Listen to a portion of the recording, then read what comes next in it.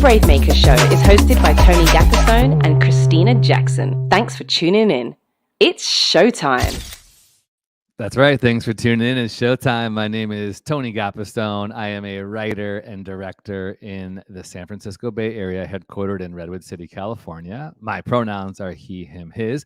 I'm a Caucasian guy with brown hair, wearing some glasses and some scruff, and I'm in my studio that says Brave Maker in the back. I love doing the show with my friend, collaborator, co-host, and now producer of our second feature film called Go Veronica Go. And her name is Christina Jackson. Welcome, Christina. I love it. Thank you, Tony. Thank you for having me. I'm Christina Ray Jackson, and I'm coming to you from Dublin, California, and I'm in my studio, and I'm an African-American woman, and I've got some wild, curly, kinky pink hair, and I'm rocking the Wakanda because the comic book is still not published. You know, over a year ago, I made a commitment. If I'm on camera, I'm in costume.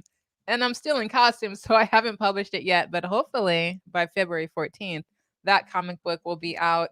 My pronouns are he, she, they. I am queer. I'm in my favorite power chair by Will. That's WHILL. And I'm ready to start the show. Tony, let's jump in. Yeah, we're doing this. This is one of the highlights of our Brave Maker work, is getting to talk to creative people from all over the world doing their thing. We've got two fun guests to share today. Before we bring them on, we always like to start the show with this one question, and you can participate too, whether you're watching live or on the replay, is how are you braving your way toward your creative goals? What are you doing to inch your way forward toward accomplishing that creative goal of yours? Christina, what are you doing? I was up at 8 in the rising. I never get up that early, as Tony knows. And I was on a call with, can I say his name? I won't say his name, but he's helping me handle the business end of the comic book stuff. So we were going over barcodes and distribution and printing and all that fun stuff. So I would just say, encourage all creatives as you make your way towards that finish line. Don't give up. Don't slow down. Keep asking for help. I keep on asking for help until you get your project across that finish line. And it's going to be worth it. It's going to feel so good. It's going to feel so good. So that's how I'm braving my way. I'm asking for help. I'm checking off the millions of to-dos and boxes. And I'm getting closer and closer, Tony. It feels amazing. And how are you braving your way this week? I'm going to tag on and piggyback in the same way, asking for help. I met with a friend of mine, Brenton, today, and I just said, okay, here's all the things I need to get this next feature film done. I was talking about the finances and the crew, and I was like, what do you have? Give me all your recommendations. So he just kind of went through all these ideas, and I'm taking notes, and I shot off 2 emails like 10 minutes before I got onto this call to 2 of those contacts. So really doing the same thing you were saying, is asking for help, finding the right collaborators, and then putting yourself out there, because you got to be intentional. So that's how I've been. Got to be intentional. That's beautiful. Right? You got to keep up that stamina. Tony's still good at that. You don't slow down. You go faster. You keep. I don't know how he does it. Sometimes I want to stay in bed. I'm like, I can't do it. And Tony's texting. He's texting. He's calling. I was like, all right, I got to go. I got to stay at that level. What? I've been texting Christina, Jessica, our team so much. Like, Grant, ask this person, have you thought about this? Good. Okay, we got a Zoom meeting coming up. It's working. It's so good. I appreciate it. It works. It's so fun. Before we have our featured guest, Gardenia Zuniga from San Francisco, from the Bay Area. She's no longer San Francisco, but she's still Bay Area. We're going to be talking about her publicist and journalist career. We're excited to bring back someone who hasn't been on for a while to get an update. Guess who it is? You ready for this? I'm going to give you a little video montage so you know. Hold on.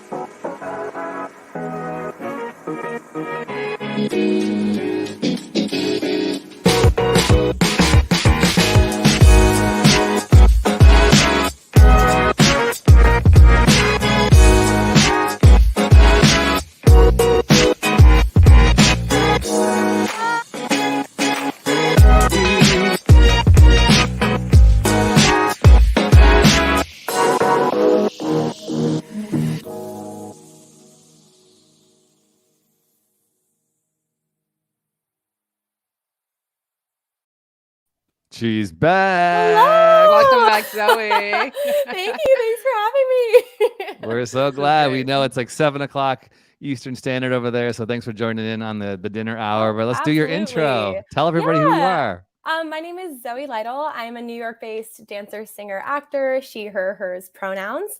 I'm a Caucasian woman with like brown blonde hair, and I'm currently reporting live from my studio apartment in the Upper West Side in New York.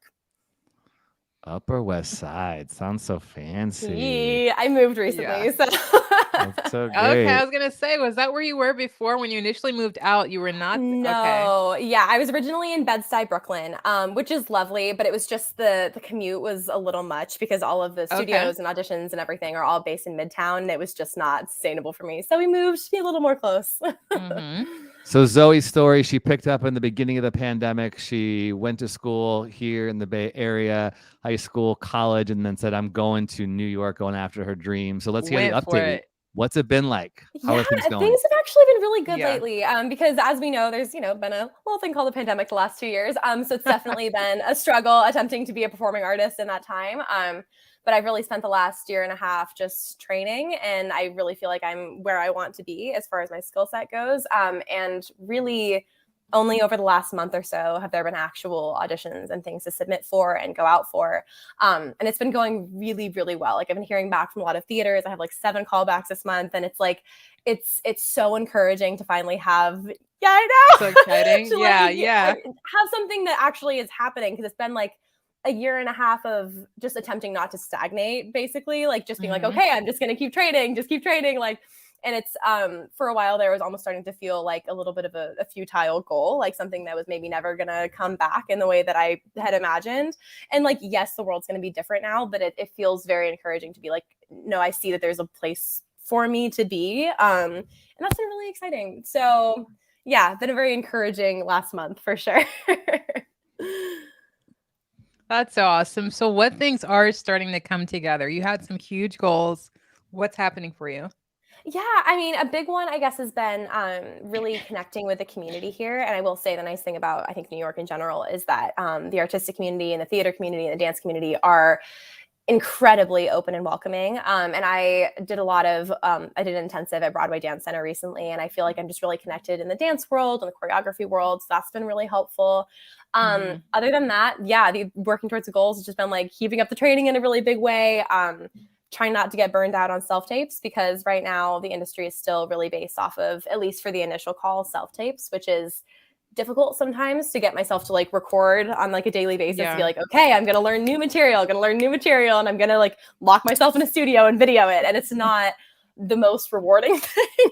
I mean, it is rewarding when you're hearing back, but it's a little difficult. And so I think, just like maintaining the motivation and keeping that up has been a challenge, but also really good. So one step at a time. I'm working on a choreography project right now with some friends, because I'm trying to build up my creative voice instead of just like my performing voice, which has been really cool. So it's been a very, very good 2022 so far, because it feels like things are finally like actually happening after a year and a half of just kind of nothing. That is it is so exciting getting to follow your journey. This is so cool. What are some of the things you're doing to not stagnate, to stay invigorated, to not, just become complacent? Right. I think the biggest one actually has kind of been support from my friends and community, because a lot of the times we'll record things together. So because a lot of my friends are similar types, for lack of a better word, to me, as in like we're dancers who have sort of the same style, and so we're going to be going out for a lot of the same stuff. That's actually a friend I record with all the time. And so we'll look at the same auditions, and we'll like rent out a studio together, because that costs money. And then we'll like support each other. And we always have this like running joke where we're like, okay, because we get negative on ourselves and we're not like doing perfectly. And it's like, nope, say 3 nice things about yourself before we move on. Like, I love it. So that's been really, really helpful, because I feel like attempting to do like record all these self-tapes in a vacuum would drive me absolutely bananas. So it's very helpful to have the community in that sense. We are so stoked. You found it. You got your crew, your New York crew. You definitely are emanating the New York vibe, and we're super stoked. I love following you, Thank you for letting us bring you on occasionally, because it's course. inspiring to Yeah. us. I'm inspired that you just picked up and did it and you're going after. And Christina and I were just chatting about That's the whole wild. braving. You're braving your way. That's our thing. You're braving your way. You're making it happen one thing after another. You can't sit around and hope for someone else to give you your dreams and drop it in your lap. So and keep asking going for help after it. and collaborating and all that cool stuff. Yeah. Because you're never alone. It feels like you could be alone as creatives because we're doing these self-tapes alone in studios. You're never alone. Yeah, and asking for help is such a huge thing, and it's like very hard to do, but incredibly helpful. Like literally 2 weeks ago, I was talking to just this teacher that I have immense respect for, and I went to him after class, and I was like, "Hey, can you tell me like how you got into the choreography field?" And he like sat down with me, like got coffee, and gave me a list of all these contacts. And it's like, oh my gosh, you just have to ask. Like you literally just have to ask. Yes, you know? But it's so hard to do sometimes. So yeah. Ask. Christina and I just got into this, I'll call it a special cohort group of creatives who are trying to level up, and it was a very hefty fee to get in. And so we passed the first round, and then the second round came and they said, we're going to do payment plans. So I just asked, could you discount us 50% and do 2 for 1? And they said yes. And now we're in this cohort where we're learning. So exciting. That's so cool. Ask. Yeah. Well, Zoe, tell everybody where they can follow you, and make sure your Instagram handles in our show notes as well. Yeah, for sure. My Instagram is just at Zoe Lytle, ZoeyLytle. It's the same thing on TikTok. I'm really active there now too. I also, as far as like reels and materials, it's zoeylytle.com. So it's literally just my name on pretty much everything you're looking for. Right on. Well, congratulations. Keep going. Let us know. Keep in touch. We'll keep posting. If you want us to share anything on social, Carrie, our social media manager, can hook that up. But we're really proud of you. And hopefully we'll be able to make it out to New York sometime, maybe with one of our films. So oh my gosh, amazing. Yes, please let me know. Wonderful. Okay. Well, thank you so much. And thanks for having me again. You got it. Take care, Zoe. Good seeing you, Zoe. Bye. Good seeing you.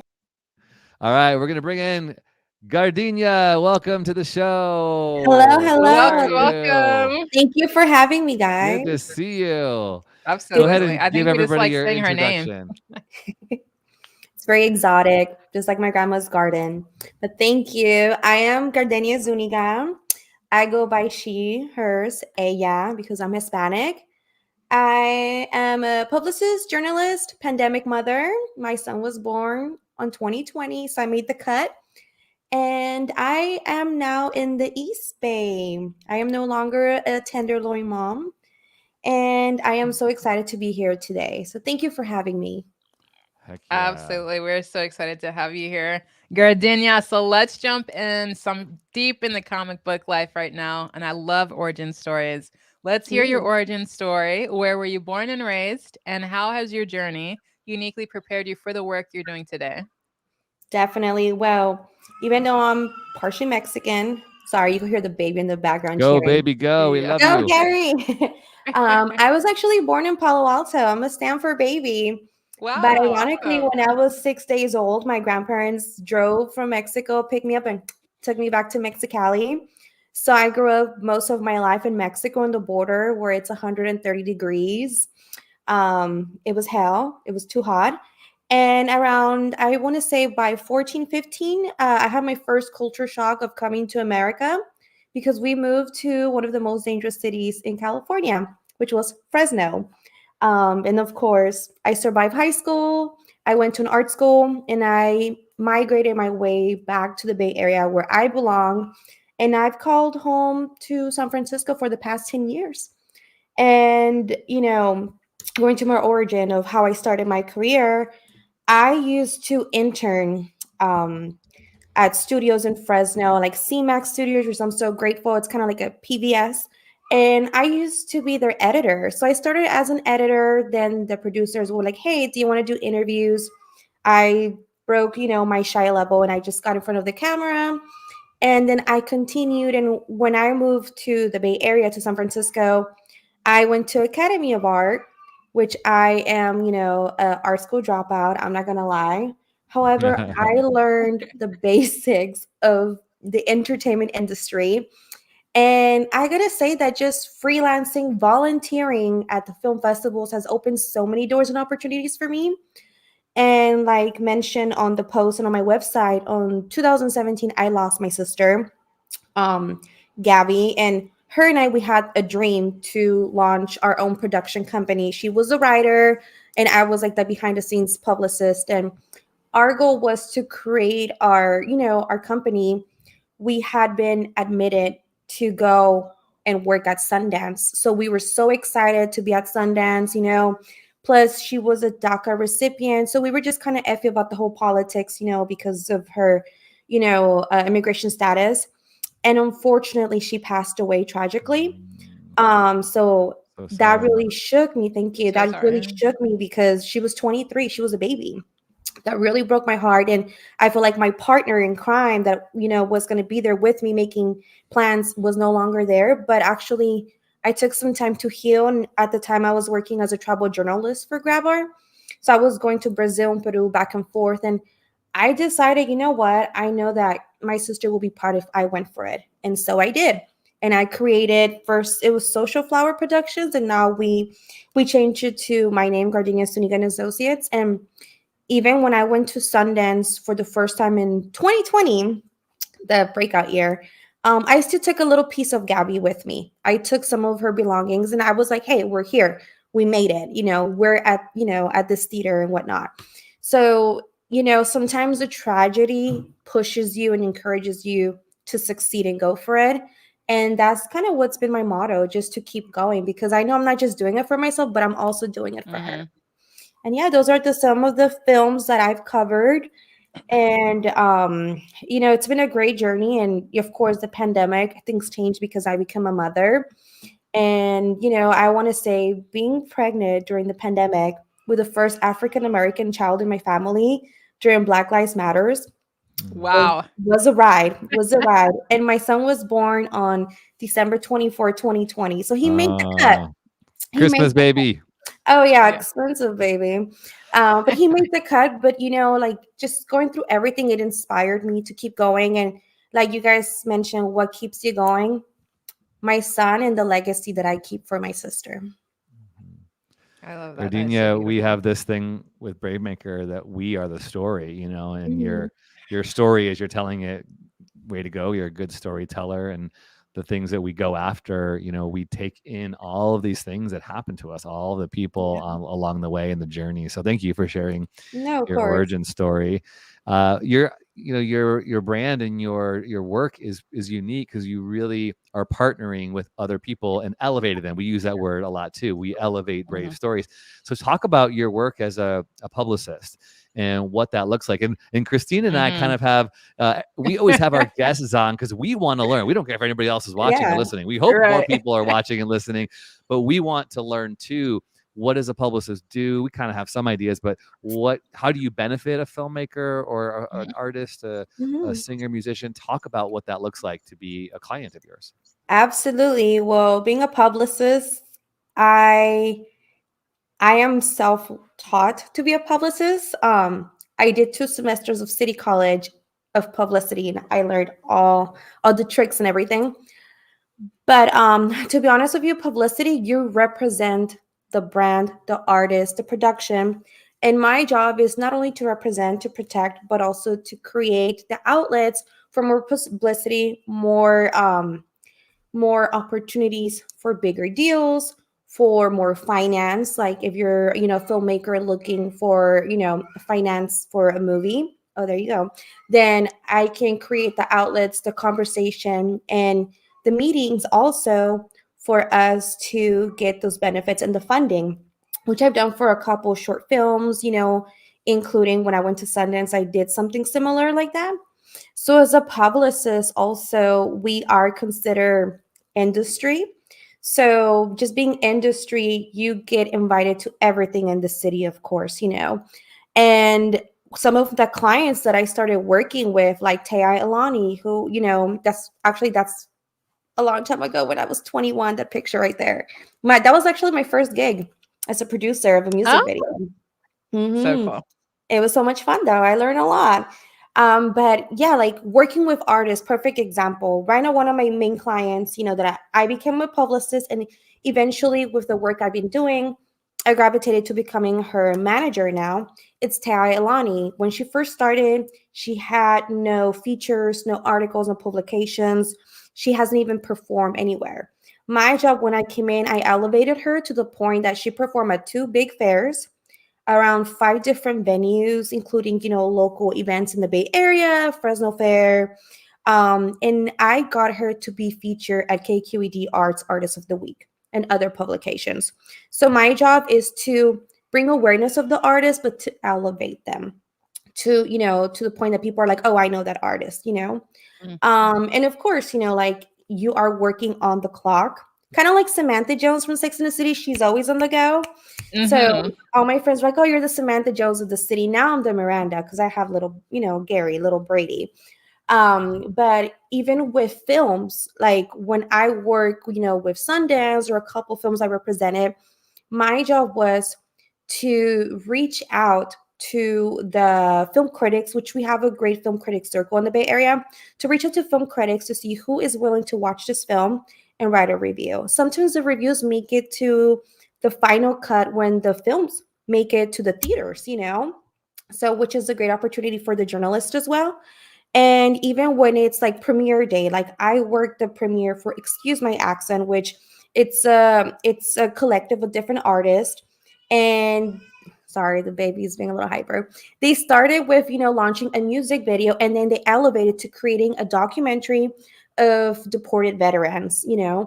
This documentary has won so many awards. So my job as the publicist coming in was to get the attention of the community, create an event, and bring the media, which we did.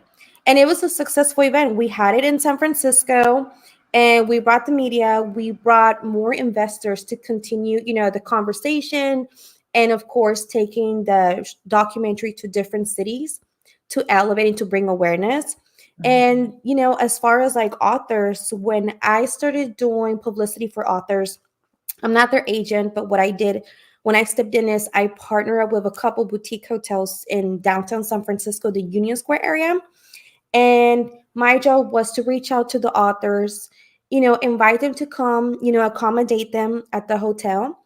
And of course, have them do a Q&A or, author reading event, and then create the partnership for more events and also more venues. So that's how I've done it with authors as well. And I can say that it's been very successful. A couple of the authors that I've worked with, their movies, their books are becoming movies or TV shows. And I myself have been working on a book for a while. And it's funny because they all wrote, good luck on your book, send us your manuscript. So I know I have like 5 people that I can always send the manuscript to approve. So yeah, that's pretty much how my story has evolved. And now as a mom, I'm a full-time mom, and I balance being a mom, working when the baby's sleeping, and trying to create more content. And I'm actually planning on launching a podcast in a couple of weeks. And I still partner up with, News Up Now, which I love and I've been working with for a while. And I still continue my freelance as a journalist, publicist with a couple outlets such as Remedia. And of course, I'm managing Taya Ilani and then Tomorrow's June, which is a rock band from the Bay Area too. I love that you are self-taught. I think you've painted a beautifully clear picture of the services that you provide. So tell artists, like really speak to someone like me. Like I'm a writer, I'm an artist, and I know lots of other writers and artists, and we're out here scuffling. How do you make the decision to find a publicist? And then what's the best way to find a publicist where the two of you, like, you mesh? Like everything that you're saying, like, yes, I agree with your message and your mission statement. I would love to work with you. How does the artist and a publicist come together? What's the best way, in your opinion? The best way is that the publicist has to believe in the work they're going to represent for the artist. Because if you don't believe in it, you're not going to do a good job. I've had meetings of artists, that, are verified, have millions of followers. And if I don't feel like I believe in their work, or I feel like we're not neck to neck, I'm not going to take the job. Because to me, it's more my reputation, but also the value of the artist and what they're willing to pay. So you always want to make sure that you want to be represented by someone that values your work, believes in you, and that knows they can elevate you as an artist, especially like for yourself. You're launching your book, which is a big accomplishment because it's taken me 4 years for mine. But it's a big accomplishment. And for yourself, you want to find a good publicist that's gonna believe in your work, respect you and your brand, and also accommodate. Say, for example, you can't travel. Okay, we have the beauty of technology where you can do virtual events like this, and also expand your book so you could get an audience, not just in the Bay Area where you live, but nationwide and hopefully worldwide. So I believe that if you work with someone that believes in your work, then yeah, it will be a win-win situation. But sometimes, I don't know if you guys see, but a lot of times the managers, or, we see on the media that, so-and-so fired the manager. It's because they do not mesh well, because they think of money. They don't think of the talent and representing the brand and, just respecting the artist. So if you don't have those, it's not going to be a good situation for nobody. That's really great advice, because it seems like a very personal relationship. Make sure your publicist rides for you. Got it. Yeah. Love it. You definitely want that. And there's been times where I get calls from my artists late at night, or I'll be giving the baby a bath and I'm like, give me 5 seconds, or I'll be doing, speaker phone calls as I'm feeding the baby. And as long as you have an understanding and you value each other and respect each other's work, then that's how it works. Sorry, the bark's a little loud. You're good. Honestly, you're good. You're good. We hear you perfectly. Thank you. So let's talk about the ins and outs, because I think both Christina and I are at this place of going, we want to get a publicist, and we have our first feature coming out and our second one need that. on the way. What does, as much as you feel comfortable talking, how do you work in that relationship financially, and what are sort of the parameters and contractual regulations you kind of abide by in that? Absolutely. So for me, when I started, I know my worth as a publicist, so I do an hourly rate.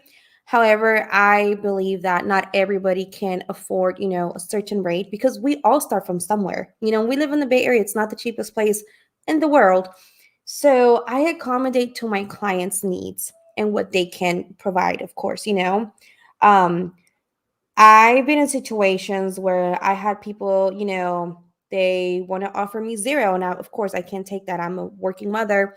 But as far as the contract, it is a 1-year basis. Like some publicists, they do a 2-year contract. I do 1, and the 1-year contract is like a test run.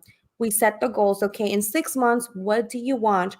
Where would you like me as your publicist to take you or to achieve once we hit the 1-year mark, And that's usually how it works. Like, perfect example, Taya Elani. I've been working with her, I want to say like 9 months. The artist that, she's been evolving beautifully with me. And when I had the first meeting, I asked her, where would you like to be in 6 months? Where do you want me to take you? And she mentioned, I want to perform 2 big events. I want to be recognized. And I would love to go to a Doja Cat concert. Simple. December, we ended up getting free tickets to go, to the Doja Cat concert, and seeing her lose her self, going like, oh my God, that as a publicist was like, I did my job, because we had hit everything in the goal and that she wanted. And, we're still elevating, but even with other artists before the pandemic, I was working with Tomorrow's June.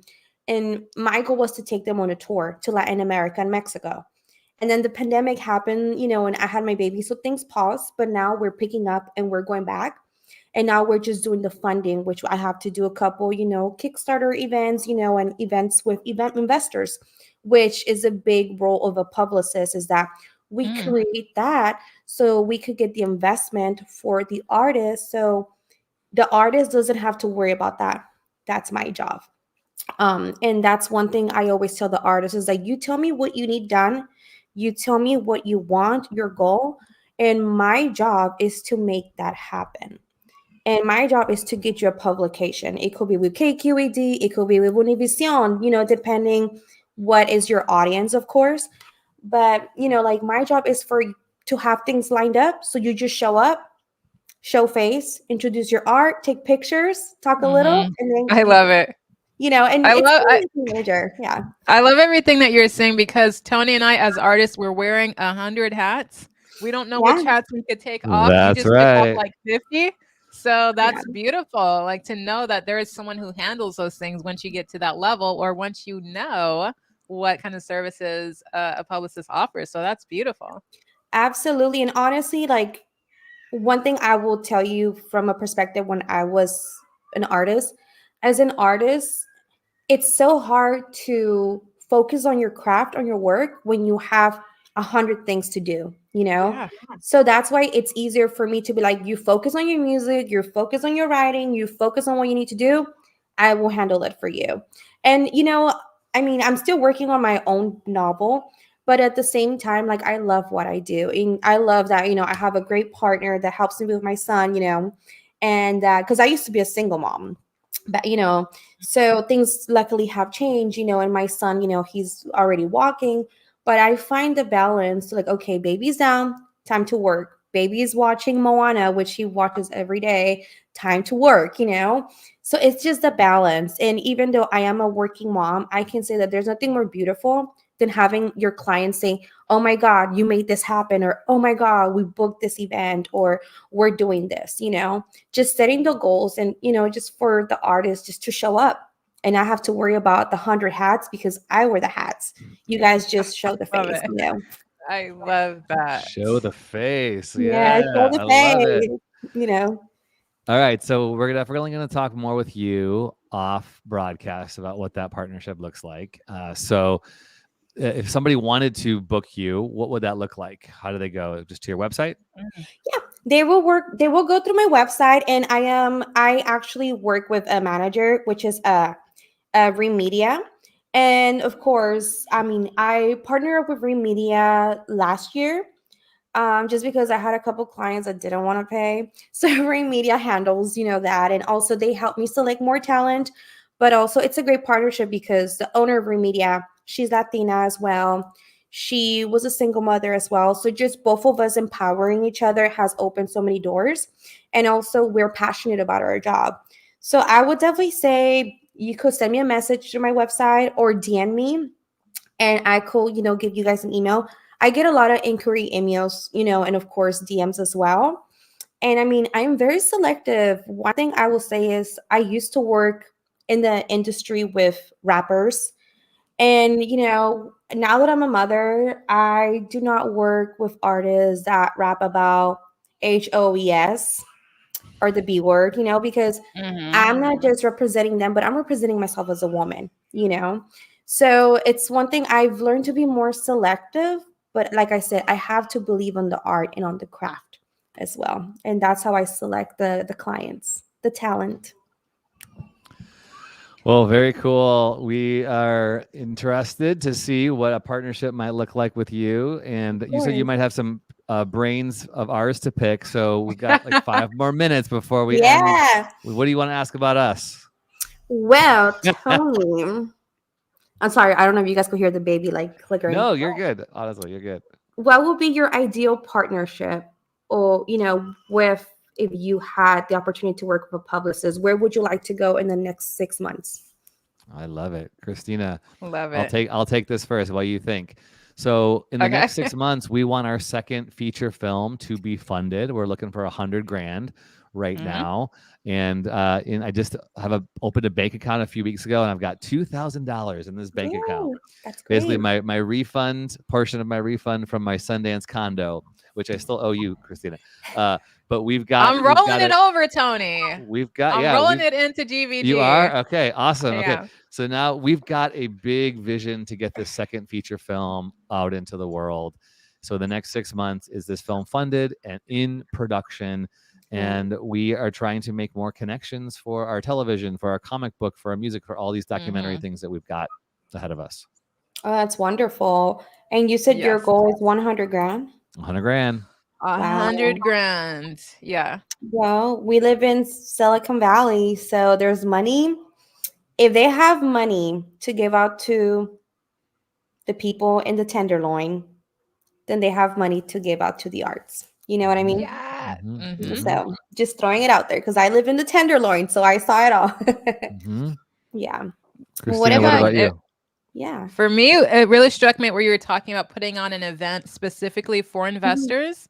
So I would love to explore that, because I think that might be a way to raise a tremendous amount of money, because we do need a tremendous amount of money, and also network and collaborate.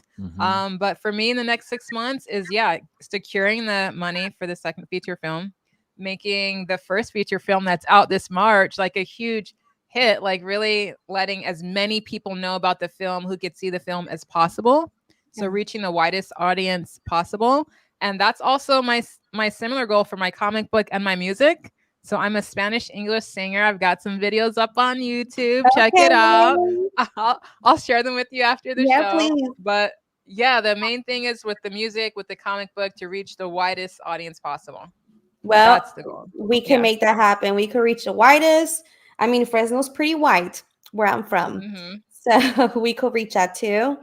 No, that sounds great. I mean, there's so many venues in San Francisco that are filled with investors and investor money. And I know a couple of, people in there. So I think just doing the right event, presenting your work and showing your passion, the talent, that's the key to getting the investor funding.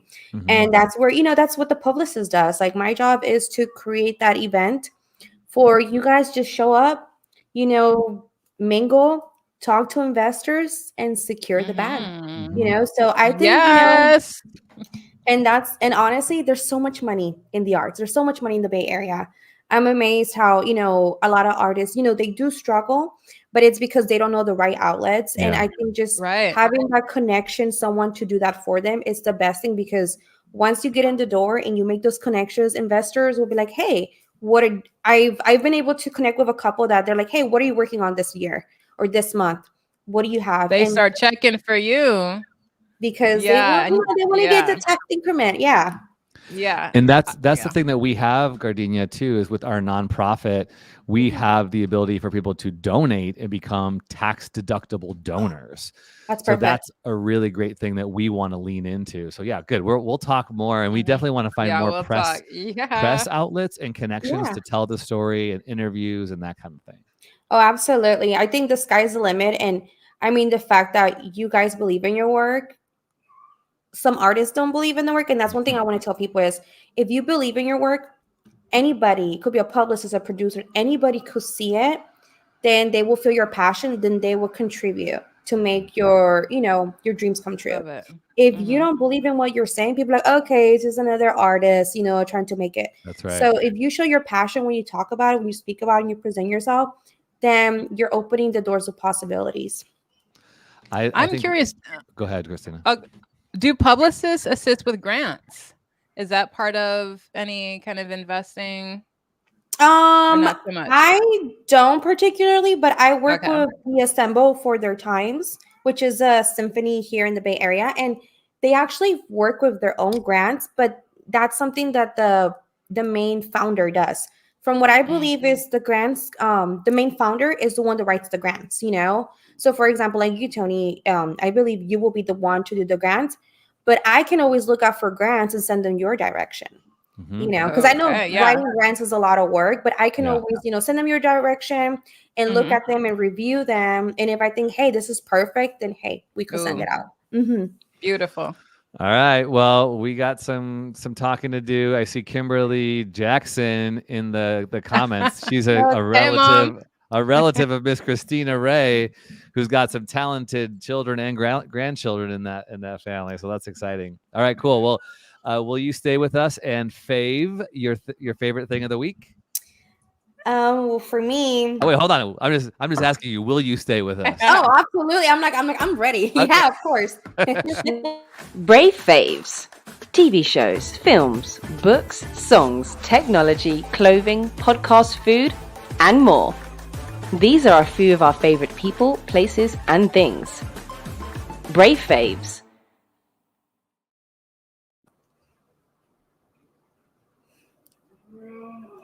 Okay, all right, let's jump in. My brave fave. So Tony and I like to go off a lot about meditation and getting centered, and we actually had a really great film in our film festival last year for a silent meditation.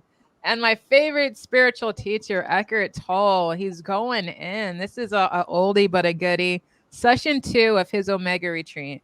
If you have ever wondered what your true essence is, what the meaning of life is, you start asking those deeper questions, head over to YouTube, spend an hour and a half with Eckhart. It will bless you tremendously. It'll be like a vacation. It'll feel wonderful. That is my brave fave. I'm enjoying this session too so much. Yeah, go in and make some tea, sit down with Eckhart, bring your baby. It's family friendly. It's just so cool and zen out and really, go deep and know what you are beyond your form, beyond what we're looking at, beyond the physical, beyond what you do, what you identify with. So it's beautiful. And that's my brave fave. And I'll throw it over to you, Tony. Well, my brave fave is a new TV show on Apple TV Plus. It's called The After Party, and it is so fun. It's based in the Bay Area. It's based in Marin County. It's a murder mystery. I love murder mysteries. It's a comedy. There are 8 episodes total, and I think there's 4 episodes out so far. But the cool thing is Tiffany Haddish is the detective, and she interviews all of the potential suspects, and each suspect tells their side of the story in a different genre. So one episode is a rom-com, one episode is an experimental art film, one episode is a thriller, one episode is a horror movie. It's so clever. I love it. Fun. I wish I thought of it. It's great. Right. So The After Party on Apple TV Plus. Wow. I'm going to have to watch that tonight. Yeah, binge worthy. Yeah. So, because I used to be on Tinder a long time ago, I saw that there's a documentary called The Tinder Swindler. Yes, I saw that. Yeah. Oh my God. How could those, I would never, because I don't think I would get approved for those loans, first of all. But it's just insane how these women keep getting loans and loans. And I've been kind of following the case, and now he's claiming, oh, that was not me. Netflix lighting. I'm like, dude, it was you. So it's just amazing what people do for love, but also how much power a person that pretends to have power can take over and, just fool everybody. So yeah, that's a juicy one. I've been telling everybody, you need to watch it. You need to watch it. It's really good. I've seen it twice in 1 week. So that's my fave for the week, which is not the best thing, but it's just so good. And I do have a guilty pleasure because I'm a mom, sometimes I have to watch, my rated R TV, but I've been indulging in Jocelyn's Cabaret a little too much. Oh my God. So have I. Girl, that is so great. Tony, you'll love it. It's raunchy, but good because it's like, oh my God, I'm glad I'm not there. I'm glad that's not me, Tony, oh my God, you're gonna love this show. Gardenia just put you on. I wasn't gonna say anything, but I'll be cooking, making sure the baby's not listening or have my headphones on. I'll be chopping onions and I'm like, oh my gosh, she did not, What is it called? But she did. Jocelyn's Cabaret, baby. Over on the Zeus Network. You have to watch the Vegas. Okay. You can't even show a trailer. You can't show anything. We can't show a trailer. It's for mature audiences, but it's my guilty pleasure. Too much nudity for our audience. It's too like Bad Girls Club. Language. Yeah. Mm-hmm. It's like Bad Girls Club times 20. Okay. All right. Yeah. Well, I confess to watching Euphoria, so that is a thing too. But okay. Good. Euphoria is good, but Jocelyn's it's like whoa. All right, Jocelyn, we're coming for you. Coming for you. Well, those are our faves for the week. Don't go away, Gardenia. Hey, thanks everybody for watching. If you watch this live, if you are watching us on the replay, you can still let us know what's going on. Make sure you say hi to us. We are always available on social media. You can find me at Tony Gapistone and Christina at Christina Ray Jackson. We are really passionate about seeing this work that we do continue to elevate brave stories for justice, diversity, and inclusion. And the only way we can do it is through your support. We're a nonprofit, 501c3, so you can donate at bravemaker.com/donate, or you can use your phone and just type the word Brave Maker into 44321, hit a text, and you'll get a link and you can support us. We have 22 people who support us every month, and that helps us do everything from pay our rent to get these microphones. So please consider how you can support us. And that funding also will when we get enough of it, helps us make our movies too. And if you want to become an executive producer of our next feature film, go Veronica Go. You can reach out to us at production@bravemaker.com. That's production@bravemaker.com. Christina, do you know who we have on the show next week? We have a film called The Surrogate, which is on That's right. Prime. Wow. There's 2 films that are on Amazon Prime called The Surrogate. I actually executive produced one of them, and that's not the one we're doing, not the one directed by Jeremy Hirsch. So make sure you go find that, and we'll have more information out on our social media. And Christina, who do we need to thank today?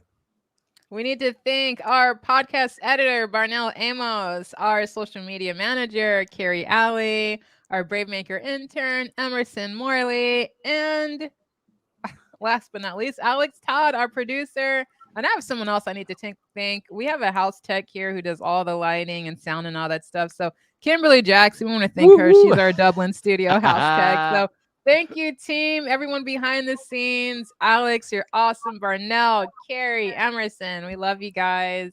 We love you guys. And I have a special guest. Gardenia, let's see your special guest. Hey, he's awake. Guest. Oh, man. Hey, baby. Hi. Hi, Gary. Oh, he is stealing the show. What a cutie.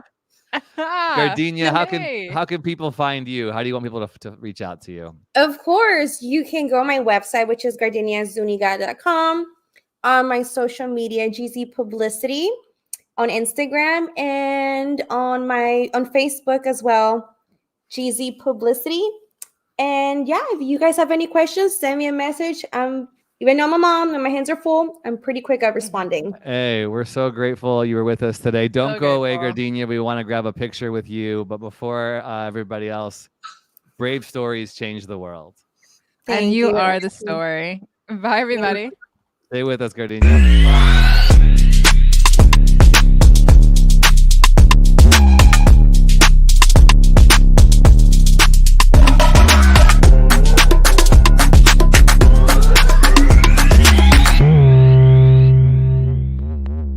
Follow us on Instagram, Twitter, YouTube, and Facebook at bravemaker.org. Like, subscribe, and share.